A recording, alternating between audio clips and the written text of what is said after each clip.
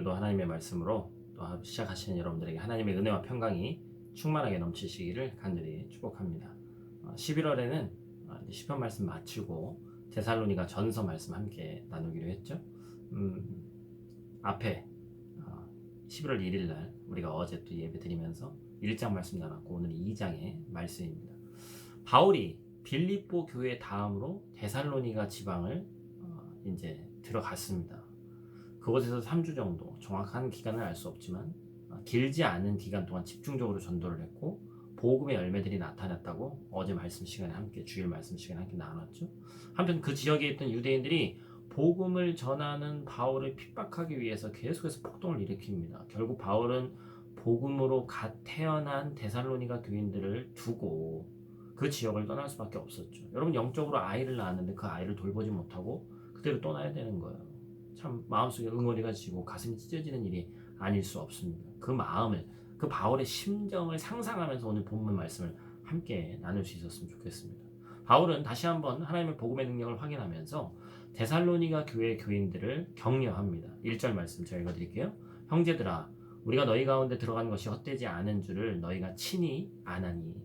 데살로니가 교회에 전파된 복음이 능력 있게 전파될 수 있었던 이유에 대해서 사도 바울은 두 가지를 언급합니다. 첫 번째는 바울이 그들에게 복음의 능력이 나타난 이유가 바로 간사함이나 부정함, 속임수가 아니라 하나님을 기쁘게 해드리기 위한 복음이었기 때문이다 라고 얘기합니다. 4절 말씀입니다. 오직 하나님께 옳게 여기심을 입어 복음을 위탁받았으니 우리가 이와 같이 말하면 사람을 기쁘게 하려 함이 아니요 오직 우리 마음을 감찰하시는 하나님을 기쁘시게 하려 함이라. 여러분, 그리스도인이 어찌 보면 세상과 다를 수밖에 없는 그러한 요인 중에 하나는 무엇입니까?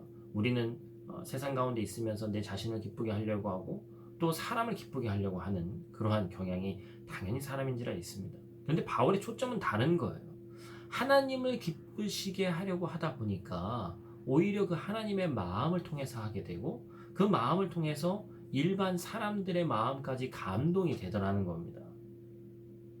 철저하게 바울 자신을 위한 목적이나 다른 어떤 목적이 아니라 초점이 하나님께로 비롯된 동기와 목적 자체가 하나님으로부터 비롯된 그런 전파된 복음이 진짜 복음이고 능력이 있을 수밖에 없다는 것이죠. 여러분, 일의 순조로움도 그 일로 인한 나의 유익이나 편안함도 복음의 척도가 되지 않습니다. 내가 한 믿음의 선택이 복음을 전함이 정말 누구를 기쁘시게 하려고 하는 것인가, 나의 모든 행위를 이 시간 한번 돌아봐야 된다는 것이죠. 바울은 자신이 어떻게 데살로니가 성도들을 대하고 복음을 전했는지에 대해서 말로 복음을 전해줄 뿐만 아니라 목숨까지도 내어줄 정도로 사랑하고 그들에게 복음을 전했다라고 얘기합니다. 8절 말씀이죠. 우리가 이같이 너희를 사모하여 하나님의 복음뿐 아니라 우리의 목숨까지도 너희에게 주기를 기뻐함은 너희가 우리의 사랑하는 자 됨이라. 여러분, 데살로니가에서 말씀을 전하면서 할 때 빌립보서도 감옥에 갇혀 있다가 쫓겨나고 그런 여러 가지 것들이 있잖아요. 여러분, 이 모든 사역 자체가 지금하고는 다르게 목숨을 걸고 하는 사역일 수밖에 없습니다. 여러분, 목숨을 걸고 했기 때문에 3주 결코 짧은 시간이 아니죠. 목숨 걸고 3주를 전한 그 말씀 가운데 생명력이 있었고 그들을 진정으로 사랑하는 목자가 될 수밖에 없었다는 것이죠. 어떻게 3주밖에 안 되는 그 기간을 가르치면서 그 사람들에게 사랑하는 마음을 품을 수 있었을까요? 사랑하는 자가 되었다라는 표현을 살펴보면 자신의 의지나 뜻과 상관없이 사랑을 할 수밖에 없는 운명적인 것이죠.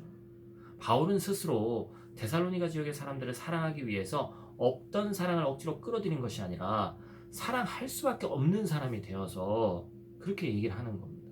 그들을 진정으로 사랑할 수 있는 것은 누구입니까?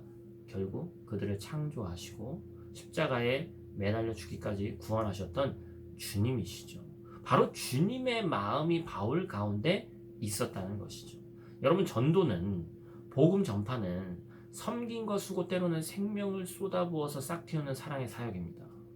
여러분, 지금 우리나라가, 저도 마찬가지지만 한 3대 전만 해도요, 모든 분들의 종교가 유교 아니면 불교였습니다. 그런데 불과 100년 좀 넘은 기간 동안 복음이 전해지면서 폭발적인 부흥이 일어나고 대한민국에 큰 부흥이 있게 되었죠. 왜 그렇습니까? 하나님께서 믿지 않는 이 땅을 위해서 사람들이 이 땅을 사랑하게 하신 수많은 선교사들과 전도자들을 통해서 그들이 평안함과 유익을 내려놓고 이 사랑이 하나님으로부터 나에게 주어진 운명이구나 했던 그 파란 눈의 선교사들 때문에 오늘날 우리가 있게 된 것이죠. 사랑하는 성도 여러분, 우리에게 우리 주변에 믿지 않는 이웃에 대해서 이 마지막 때, 누가 봐도 마지막 때라고 얘기하는데 그러한 열정이 있는지 한번 우리가 바울의 마음을 본받는 오늘 하루, 이번 한 주가 되기를 원합니다. 특히나 목사인 저에게는 너무나도 와닿는 말씀이죠. 우리가 이 긴급한 사랑의 마음을 가지고 사랑하는 믿지 않는 이웃에게 우리가 복음을 전할 수 있다면 이번 한 주 그 능력의 말씀을 선포하고 그것들을 행할 수만 있다면 하나님이 얼마나 기뻐하실까요? 그것이 바로 오늘 말씀대로 사는 방법인 줄 믿습니다. 그 말씀 기억하시고 오늘 하루도 승리하는 저 여러분들 되시기를 간절히 축복합니다. 기도하겠습니다. 하나님께서 우리에게 주신 계명, 바로 하나님을 사랑하고 하나님이 기쁘시게 행하는 것, 또한 이웃을 사랑하는 그 사랑으로 헌신과 섬김, 생명을 심는 것인 줄 믿습니다. 하나님, 나는 그 말씀에 맞게 살고 있는지 오늘 말씀을 통해 돌아보게 됩니다.